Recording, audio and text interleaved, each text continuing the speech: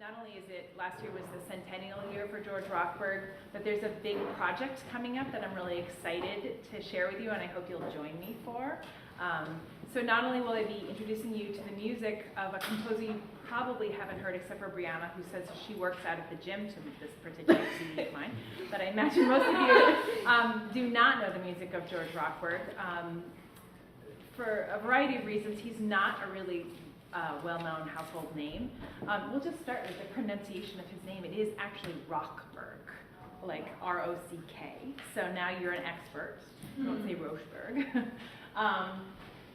And, you know, I mean, so we'll just start with this quote, which, as you now know me 4 days later, I'm all about musical gesture. We did so many beautiful musical gestures yesterday in our workshop, and so I love that idea, and so immediately became attracted to the composer that way.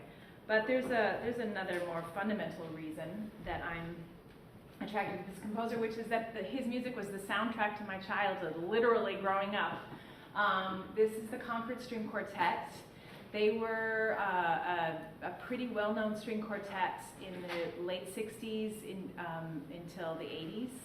And the second violinist is my father, Andrew Jennings. You might have seen him in the audience the other day. He's one of the violin professors here at the University of Michigan. And so in 1971, the Concord String Quartet won the Naumburg competition, which is a really big deal. And as part of that deal, they get to play in Avery Fisher Hall, and they get a commission.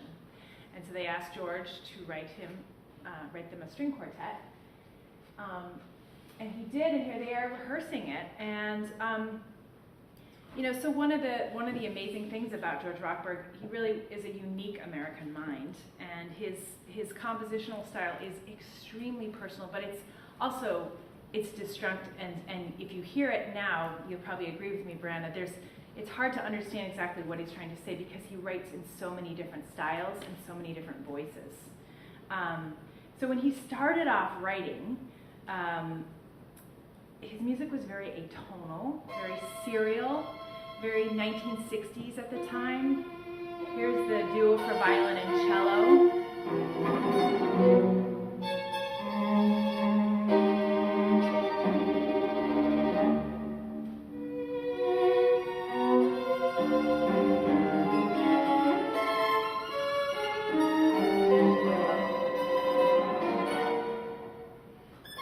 Here's the string quartet, the second string quartet, soprano, the Concords.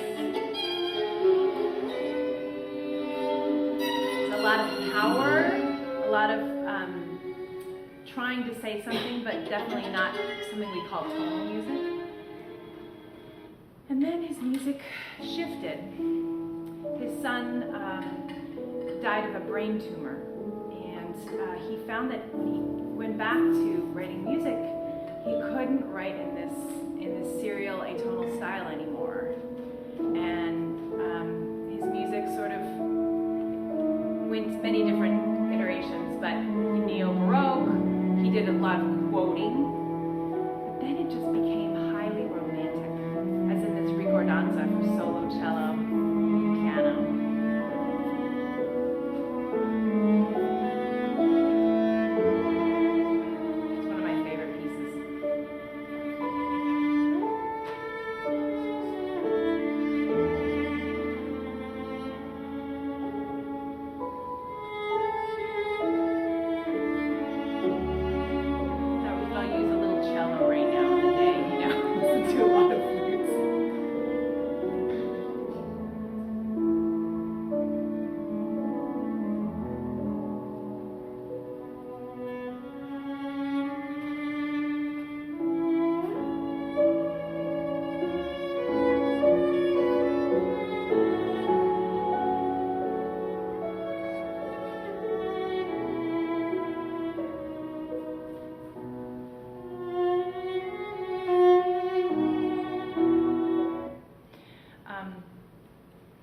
So when this string quartet was premiered, and there were a series of them later grouped together and called the Concord Quartets. At the premiere, my dad describes it as sort of being equal parts cheering and booing. it's like a little Stravinsky Rite of Spring, you know, because the audience is like ready to hear this very academic serial music, and instead, you know, at the end of it, there's a variation on the Pachelbel canon. So it's not exactly what they've come to be used to. Okay, so just a little confession here. Here's Mr. Rochberg, and here's my dad, and here's my mom. And I don't know if you can see that little red and white thing.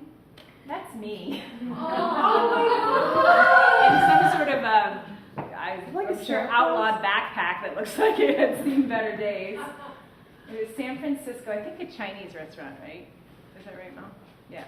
And I think it must, I don't know if it was Christmas if I'm dressed, why I'm dressed like Santa Claus, but anyway, there I am, and that's how you can see that I actually did know him. Here's George Rochberg in his apartment in Westchester, Pennsylvania.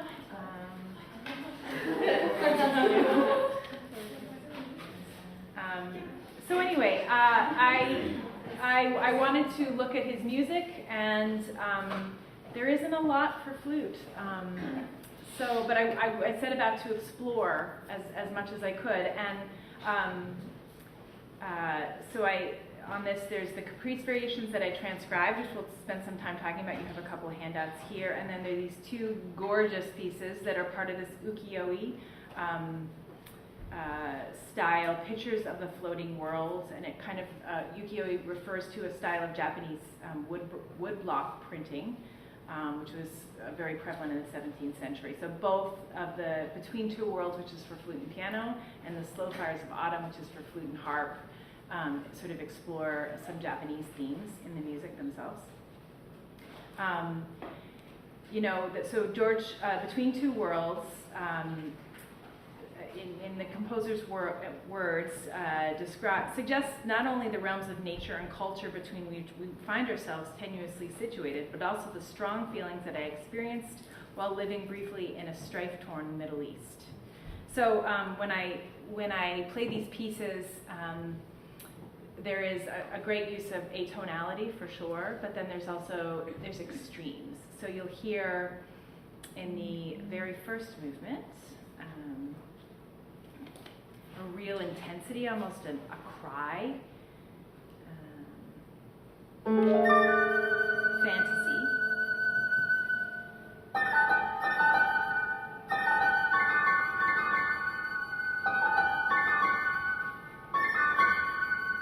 And he sort of talks about the change between culture and nature. And there's 5 short movements, and this last movement is absolutely gorgeous. There's a saraband, 2 night scenes, and a scherzo. Great piece to put on a recital for flute and piano. Sophisticated music, not only technically, but to understand.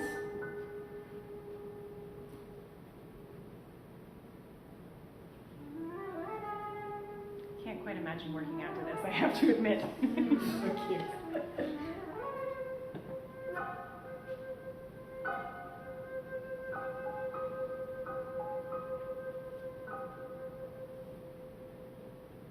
And then the flute and harp piece is about a 20-25 minute, depending on how much time you take with it. Gorgeous piece for flute and harp. Ukiyo-e 1, by the way, is for solo harp, and it was premiered by Carol Winsense and Nancy Allen after Carol won the Nonnberg competition. She commissioned George to also write her a piece. And I want to play a little bit of it for you. I want to play the bit that becomes a little more tonal. Sorry, I'm almost there.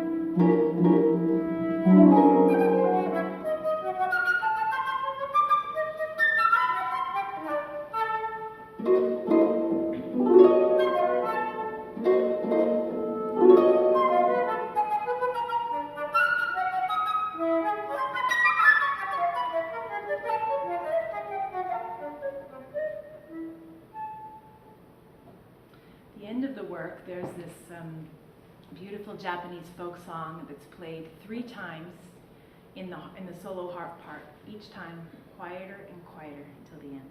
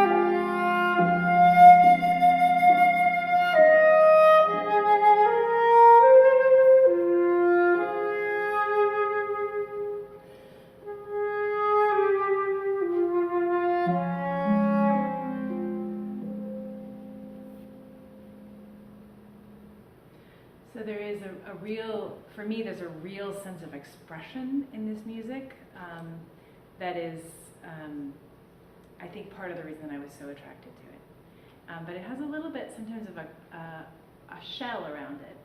And my hope here today is to kind of break that down a little bit and get a bunch of people playing Rochberg next year. So that's the aim here. So then the other big piece on the program is the Caprice Variations, which are transcribed for solo violin. And they're all based on this little theme, which you may recognize.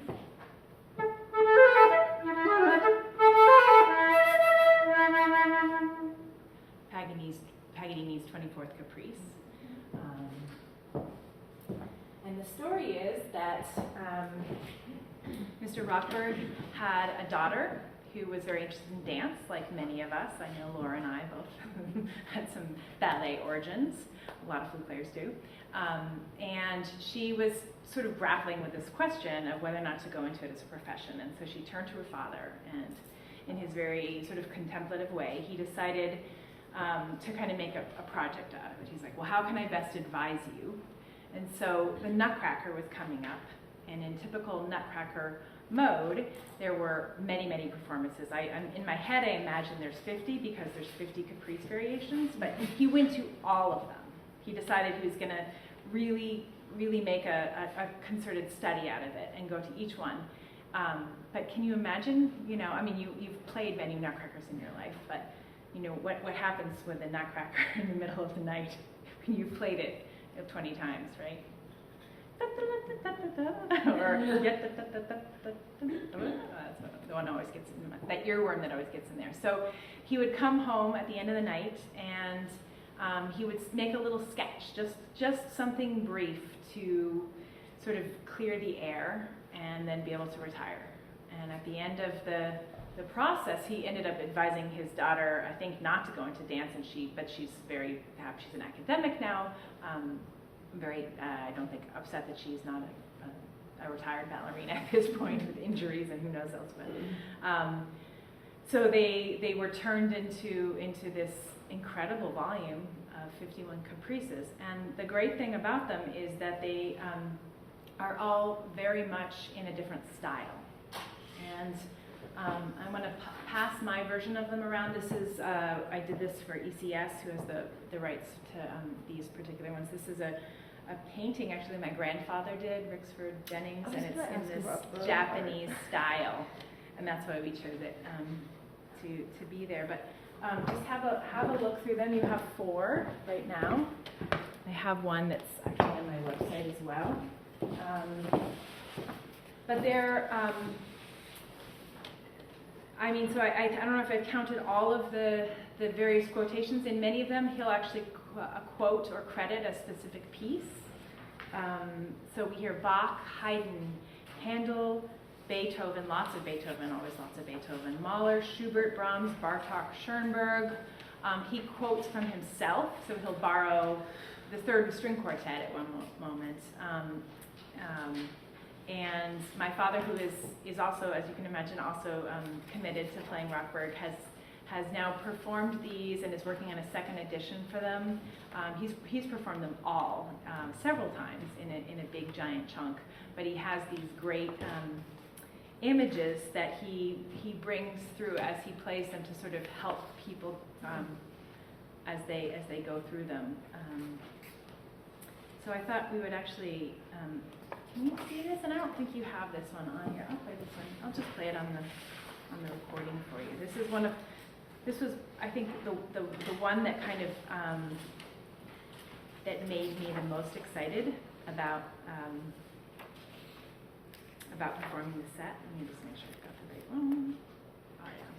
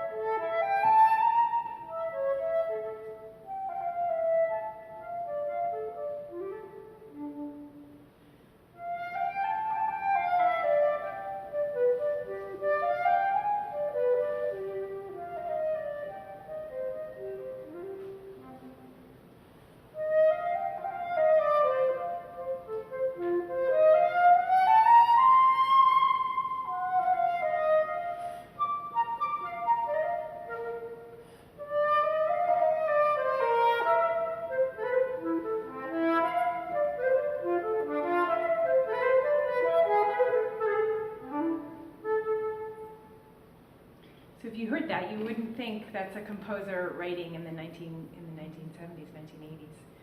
I've put these together sometimes a little set of like a C.P. Bach a solo movement followed by Rochberg, followed by J.S., followed by Telemann or something, and people sort of can't tell, who's who.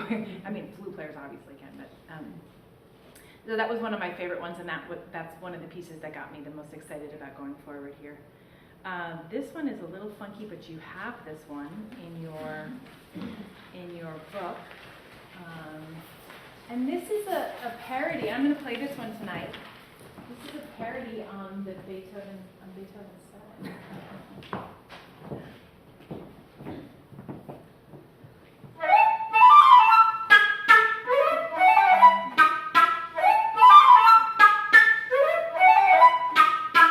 Just want to try it with me? Take your flutes out. There's a couple of other fun ones coming up. So I'll spill my project right now, which is that starting on July 15th, these are going to be one of the each of the weeks. And I'm on sabbatical, and so it ended up being kind of a perfect project for a number of reasons. It gets me in touch with my students, so I'm all but requiring them to join me. They don't have to post, but they have to work on them. So it's a way of staying in touch. And I have a kind of a wild trip planned. It takes me to the East Coast and then to Europe and then back to Colorado, over to San Francisco, and then back to Boulder. And so the 21 weeks will span that little circle that I'll be making, and so I get to record in some different fun places. And I now am hereby challenging the Anatomy of Sound faculty to each claim at least one, and I will let you guys pick first, but I have guarantees from former teachers and former colleagues that they're current colleagues that they're all going to join me at least for one. You know what I didn't mention? The longest caprice variation is 2.5 minutes long, and that's one of the longest ones. So most of them are between 30 to 60 seconds long. So I figure I know they're hard, but they're not that hard. So. Should we try it together? Can you kind of see? I know it's so awkward. Talk about where everyone's going to need a massage after this. Why don't we start with you guys just playing the... So it's an overblown G sharp and A. And you can do... Okay, guys. So I will play everything else around that.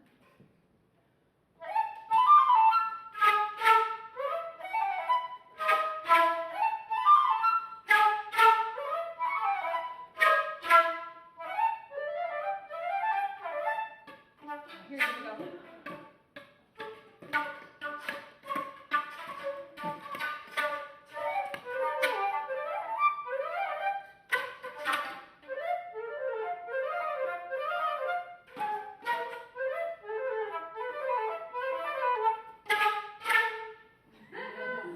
Well done.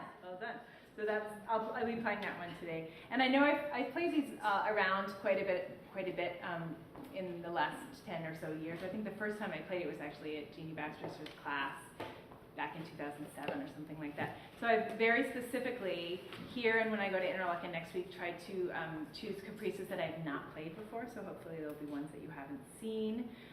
So this is a great example of one of the little miniatures that my dad made to kind of go along with each one of them.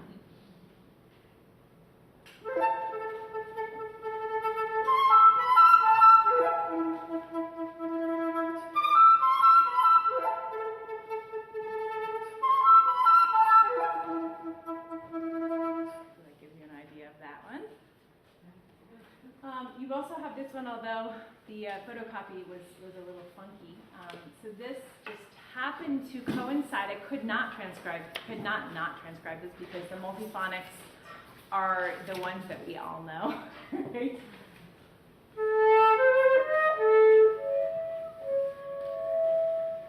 You know that one? It's in the Robert J. Flying lessons, I think. So it's thumb, 2, 3, 1, 2, first trill key.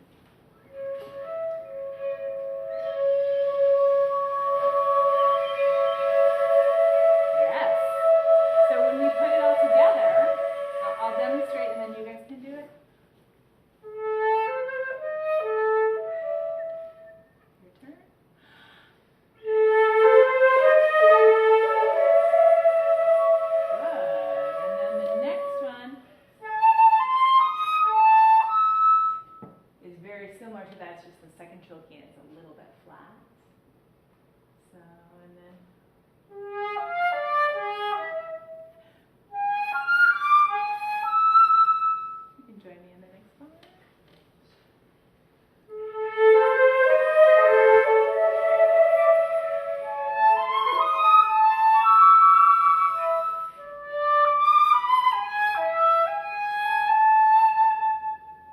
you with me the second through the second ending?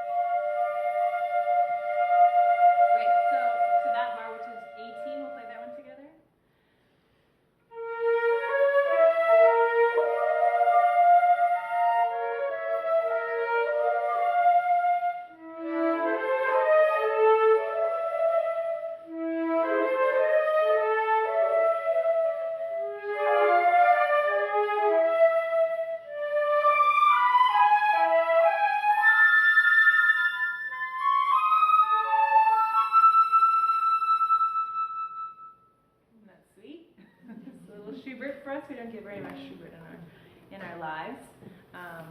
Here's the one in number 18, just so you know that they're not all tonal. This is a quote from the third string quartet. And that's the violin sliding.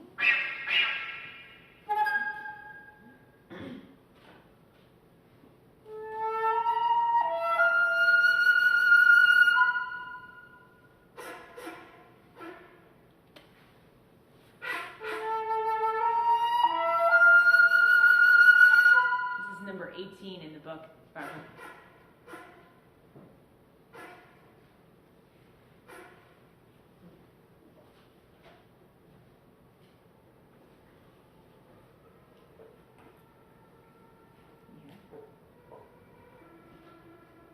Air sounds.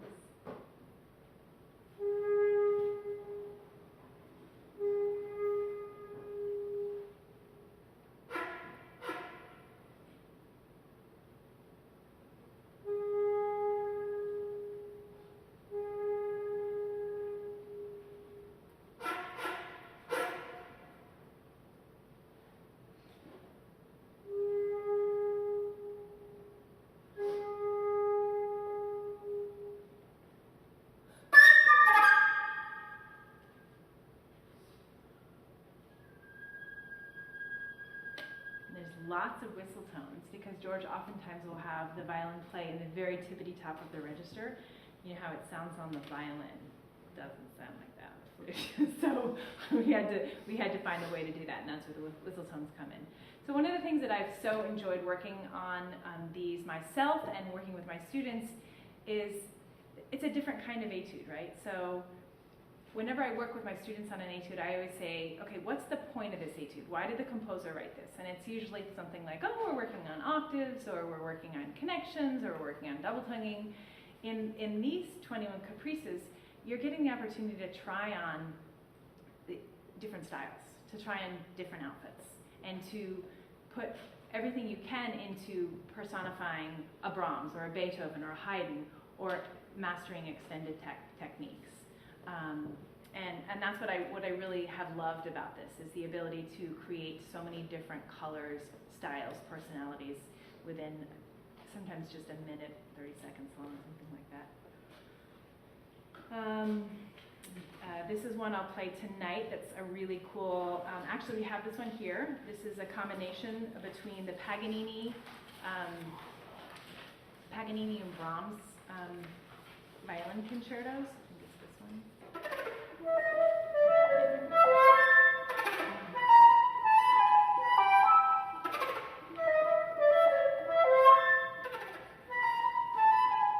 Just so you're not scared, it's just. You want to try that? E, E, C, E, A.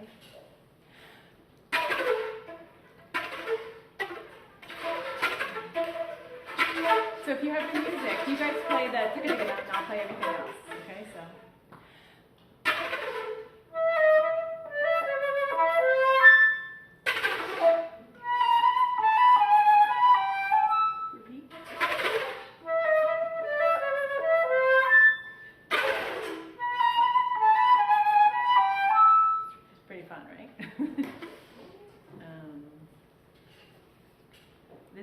absolute favorites. I don't know if I put it on here, but anyone wants to claim this one, Amy or Eric or Laura, you get it.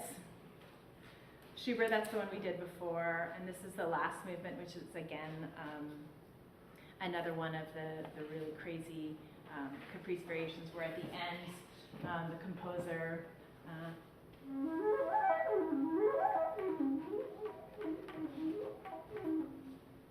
and then I usually end by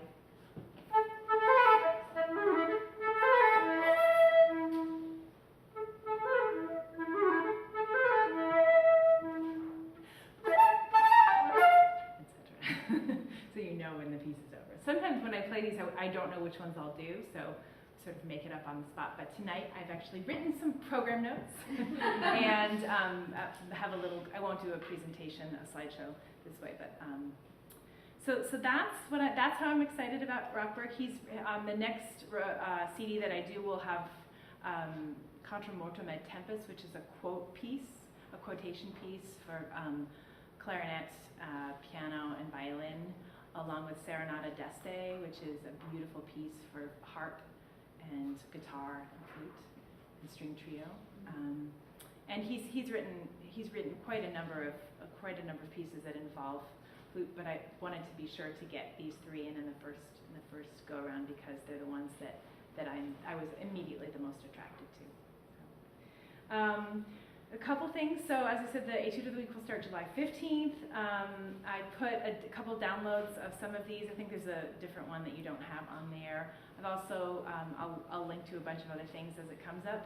I also have a link to my dad's YouTube, not his performances, those are on YouTube, but he has about a 40-minute lecture that he did in our living room just down the street that kind of talks more about the genesis of the pieces and kind of his experience in working on them, if you're interested in that. And I have a few copies for sale and some CDs as well, if this music attracts you in any way. And if not, you have learned how to pronounce the composer's name and a little bit about why his output is a bit mysterious and confusing. And hopefully, we've just given you a little bit of an in here, and you can go forward and know more about our repertoire for George Rochberg. Thank you guys so much. Any questions? I'm happy to answer any questions. Yes. So when you were transcribing it, like the extended techniques and stuff that you used, like how did you choose which ones to take from the violin? Yeah. So some of them were really obvious, like the Bach, the first one that we listened to. I think at first I just thought I'll just do this one, and I sort of flirted with it for a little while. I think the number 18 that you heard, I've listened to not only my father but both of my sisters who are violinists mess around with it, and it like sort of came. It was a burst of inspiration. Others of them, I would sort of have them around and I would go back and look. And I said, oh, maybe I can do that, maybe I can do that. There are quite a few that have complete double stops, and I just thought, those aren't going to work. But as I became closer and closer to actually making an addition, I went back in, and the really atonal one I'll play this evening was actually it was a very last minute addition. I think it was 2 weeks before I did the recording in New York with Judy Sherman. I thought, I need another atonal one. Let me have a look at this again. But I just transcribed the ones that I could find the extended techniques in our instrument. I flirted a lot with the idea of doing some singing and playing, but in the end, it ended up not doing that at all. So it's a lot of multiphonics, not a lot of multiphonics, a lot of whistle tones. A lot of key clicks and overblown, things like that, some different kind of fingerings and things like that, but it's not that many extended techniques. And I also, one of the things that George talks about when you perform them, because he says you don't have to perform all of them, you can take a little excerpt, is to really give a stylistic variety, to make sure that you include a wide variety of composers and you have a wide variety of techniques, which is his sort of swan song. Yeah. So What you transcribed is not all of them. So there's 51. There's 51, There's but okay, 51. but there's 21. There's of 21 here. Okay. Yeah. Gotcha. Yeah. Cool. Yeah. Yes. Is there somewhere that we can find a recording for playing? Mm-hmm. Yeah, it's on Spotify. It's on Spotify and iTunes, and I have a CD, but I know no one has CDs. So yeah, it's on there. Yeah. Thank you. Yeah, you're so welcome. When did you start this project? I actually started it in my last sabbatical, so 7 years ago. It was the last sabbatical. It's good to know that. Yeah, and I took a little break from playing them. It was sort of like everywhere Christina went, Rochberg went, and then I brought it back out for the centennial. Last year was the Bernstein centennial. It's also the Rochberg centennial. Yeah. So, what made you decide to do this? Obviously, you had ties to Rochberg from family, but 7 years ago, I guess, was 8 years after you died. I just kept on finding myself, especially in the Caprice variations, really attracted to the music. 'Cause in particular, about 4 or 5 of these are just drop dead gorgeous. And I would find myself, playing them as encores or whatever, and sharing them with students.